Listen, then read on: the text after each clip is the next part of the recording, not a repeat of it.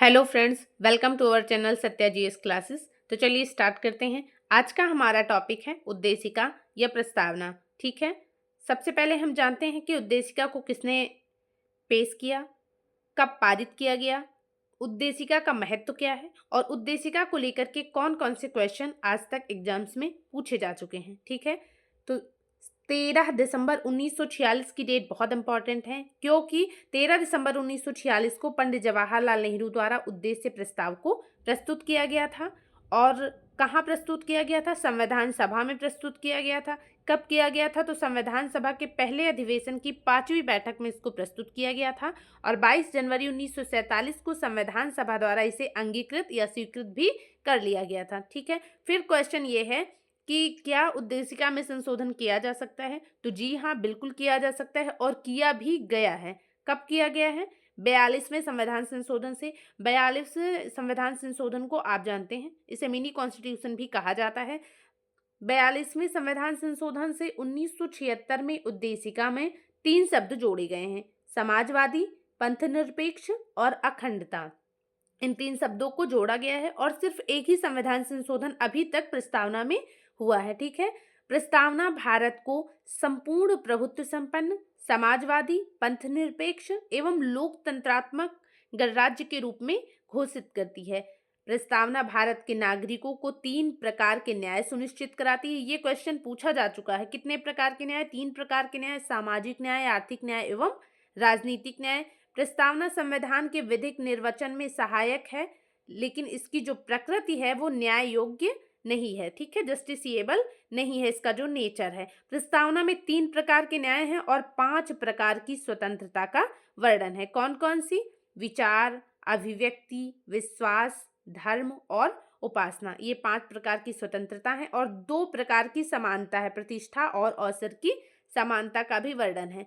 प्रस्तावना को संविधान की आत्मा भी कहा जाता है, तो याद रखना, संविधान की आत्मा किसको कहते हैं? प्रस्तावना को ही कहा जाता है। ठीक है, कुछ इंपॉर्टेंट केसेस हैं जो कि प्रस्तावना से रिलेटेड हैं। पहला है बेरुआरीवाद, जो कि 1960 में आया था। बेरुआरीवाद इसलिए इंपॉर्टेंट है क्योंकि इसमें सुप्रीम कोर्ट ने उद्देशिका को संविधान का अंग नहीं माना था। ठीक है, अस्वीकार कर दिया था संविधान का अंग मानने से। फिर अगला केस, ये आप ईयर भी याद रखना क्योंकि ये पूछा जा चुका है। बेरुआरीवाद 1960 का है। अगला जो केस है वो है गोलकनाथ बनाम पंजाब राज्य, 1967 का ये मामला है।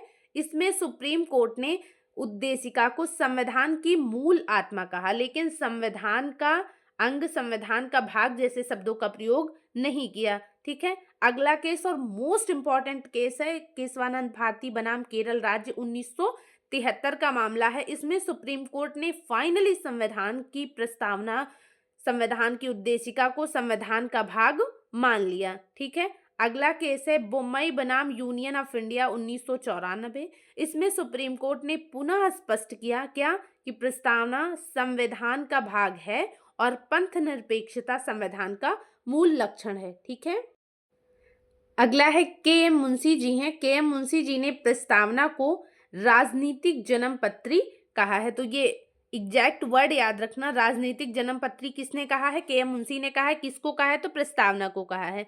अगला है अल्लादी कृष्णा स्वामी अय्यर। इन्होंने कहा है कि प्रस्तावना हमारे सपनों एवं विचारों का प्रतिनिधित्व करती है। अगले हैं सुभाष कश्यप जी। इन्होंने कहा है संविधान शरीर है तो प्रस्तावना उसकी आत्मा, प्रस्तावना आधारशिला है तो संविधान उस पर खड़ी अट्टालिका। ठीक है, अब हम जान लेते हैं, एक सरसरी नज़र से प्रस्तावना को देख लेते हैं, बिकॉज इससे क्वेश्चन ये पूछा जाता है कई बार कि इसमें कौन से वर्ड शामिल हैं, कौन से नहीं हैं।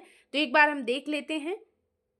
हम भारत के लोग भारत को एक संपूर्ण प्रभुत्व संपन्न, समाजवादी, पंथनिरपेक्ष, लोकतंत्रात्मक गणराज्य बनाने के लिए तथा उसके समस्त नागरिकों को सामाजिक, आर्थिक एवं राजनीतिक 3 प्रकार के न्याय सुनिश्चित करने के लिए 3 प्रकार के न्याय: विचार, अभिव्यक्ति, विश्वास, धर्म और उपासना, 5 प्रकार की स्वतंत्रता, प्रतिष्ठा एवं अवसर, 2 प्रकार की समानता प्राप्त कराने के लिए तथा उन सब में व्यक्ति की गरिमा और राष्ट्र की एकता, व्यक्ति की गरिमा और राष्ट्र की एकता और अखंडता सुनिश्चित करने वाली बंधुता बढ़ाने के लिए दृढ़ संकल्प होकर अपनी इस संविधान सभा में आज 26 नवंबर 1949 को एतद द्वारा इस संविधान को अंगीकृत, अधिनियमित और आत्मार्पित करते हैं।